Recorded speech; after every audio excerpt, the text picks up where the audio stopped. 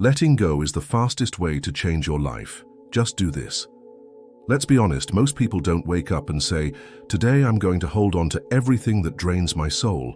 But by 10 a.m., we're already mentally juggling 18 conversations that never happened, 6 outcomes that haven't arrived, and 3 people we wish we hadn't texted back.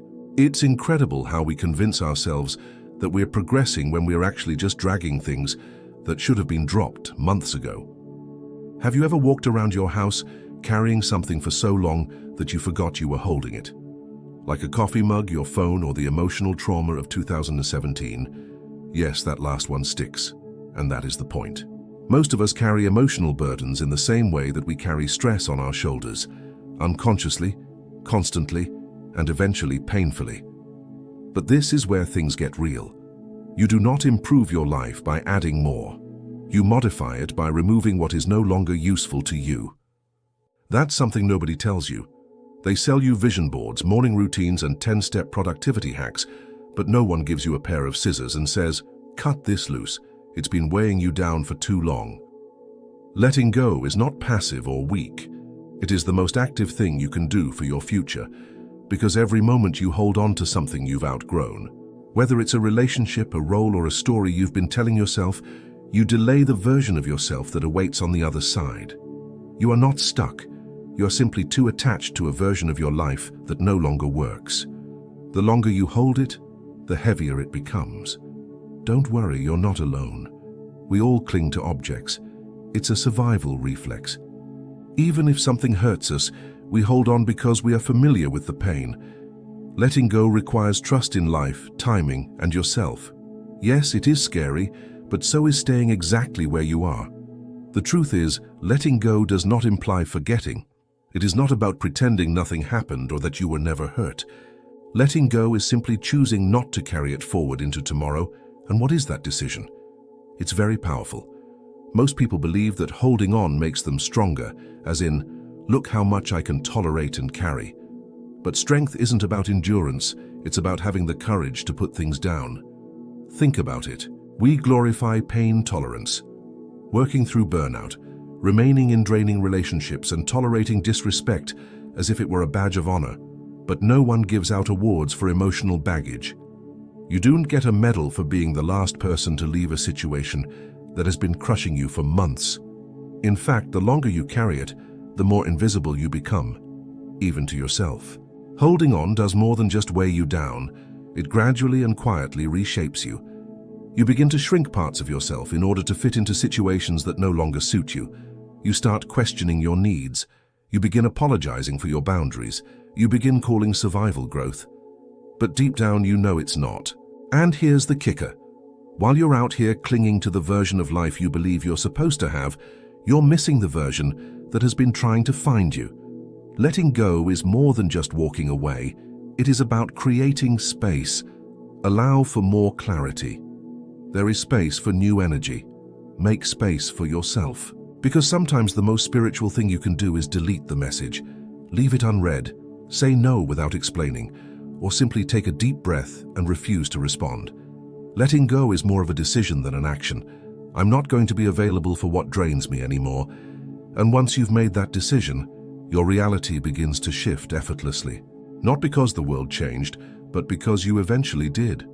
One of the most difficult aspects of letting go is the lack of a formal closure ceremony.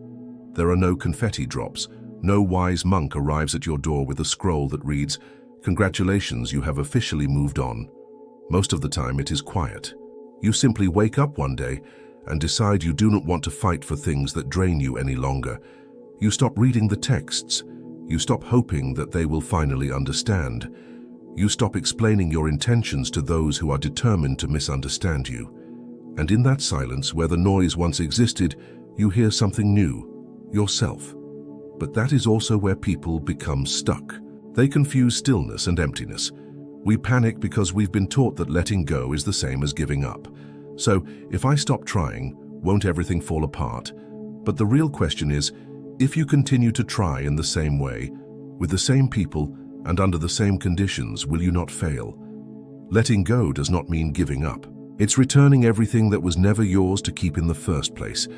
To keep the peace, Are you willing to sacrifice other people's approval, expectations, and the role you were given?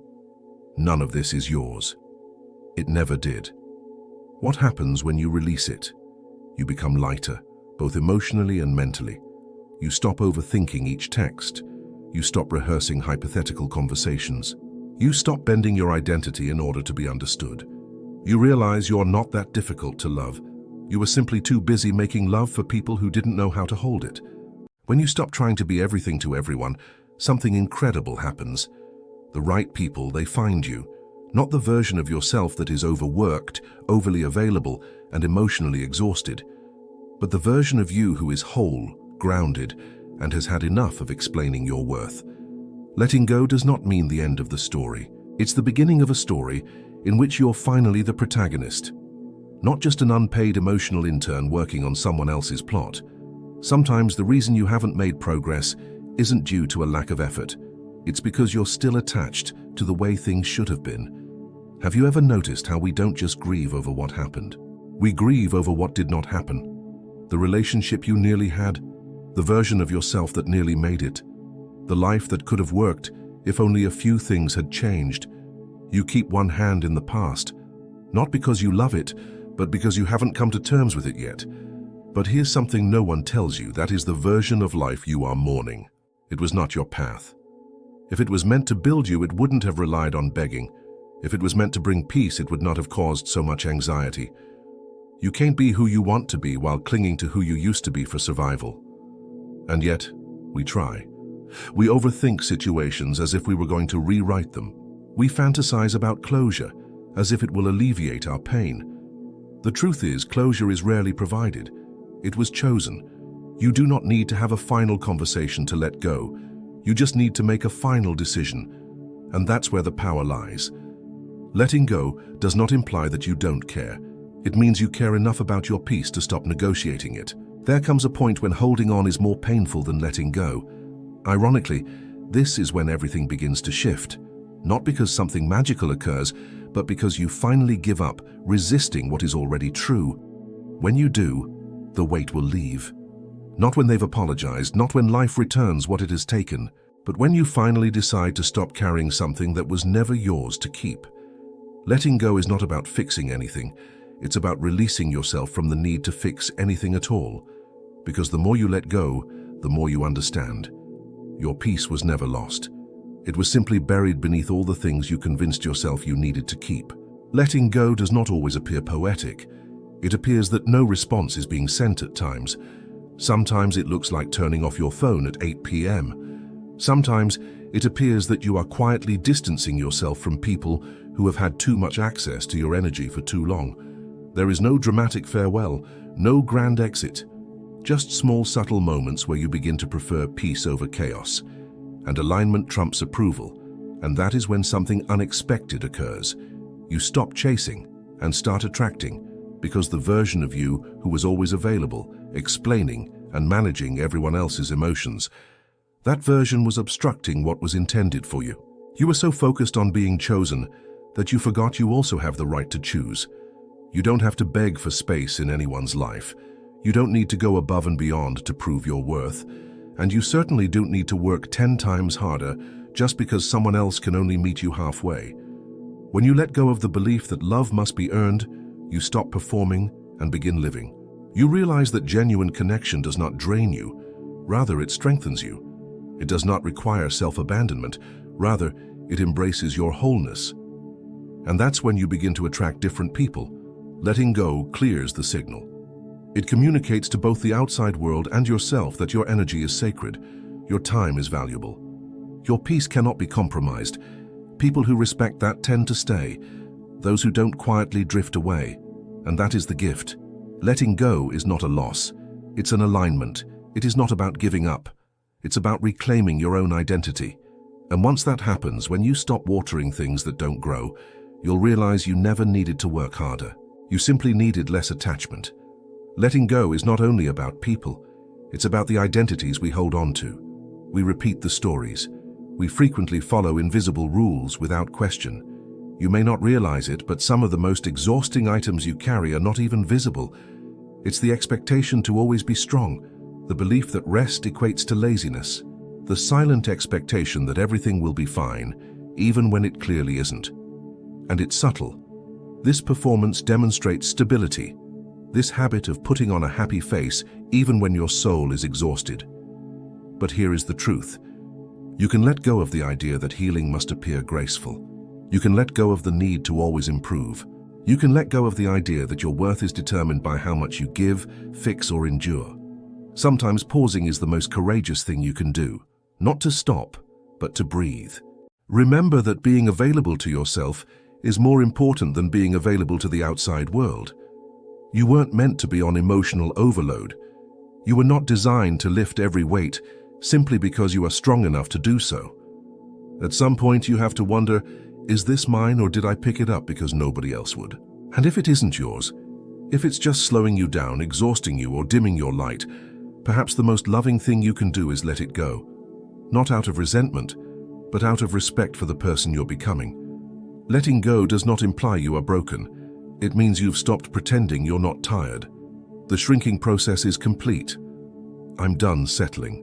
It means you're creating space for clarification, for calm, for the version of you who does not apologize for preferring peace over pressure. Because peace is not passive. It's a decision you must keep making, especially in a world that profited from your burnout. So many people long for life to feel lighter, but they never ask what they are still holding. They assume the solution is to add something. Another routine, another mindset hack, another push to get better. What about the real shift? It's almost always a subtraction, letting go of what drains you, what is no longer in alignment, of what is already over. However, your nervous system continues to live rent-free. Growth does not always resemble hustle. Sometimes it appears to be rest. It sometimes appears to be a boundary. Sometimes it appears that saying less means more. You do not owe your energy to everyone who asks for it. You do not need to explain how much space you are taking to recalibrate. And you don't have to feel bad about growing out of things that don't fit the evolving version of yourself. Because when you stop clinging, you make room, which becomes your reset. Letting go will not fix everything overnight, but it will remove the noise that has been interfering with your clarity.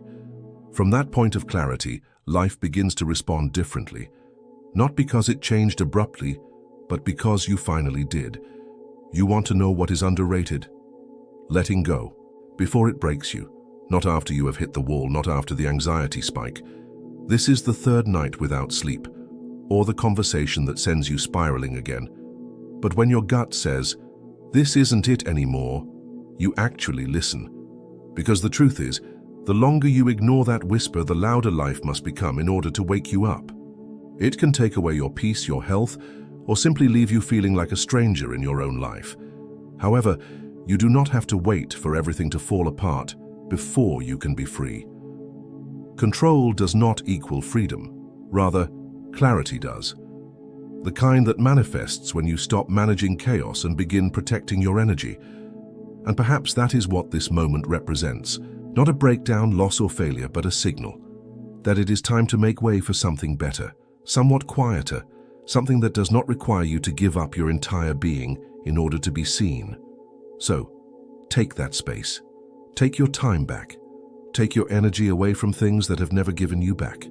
Because the moment you let go of what drains you, you become attracted to what restores you. And if you made it all the way to the end, you aren't just watching, you're prepared. If you're tired of carrying things that no longer belong to you, leave a comment. I am not a storage unit, because you are not. You are not designed to store pain, opinions, regrets, or unmet expectations. You are here to live, light, honest, and free. And if this message resonated with you even slightly, please share it, like it, or send it to someone who has been carrying too much for too long. You never know who requires permission to finally let go.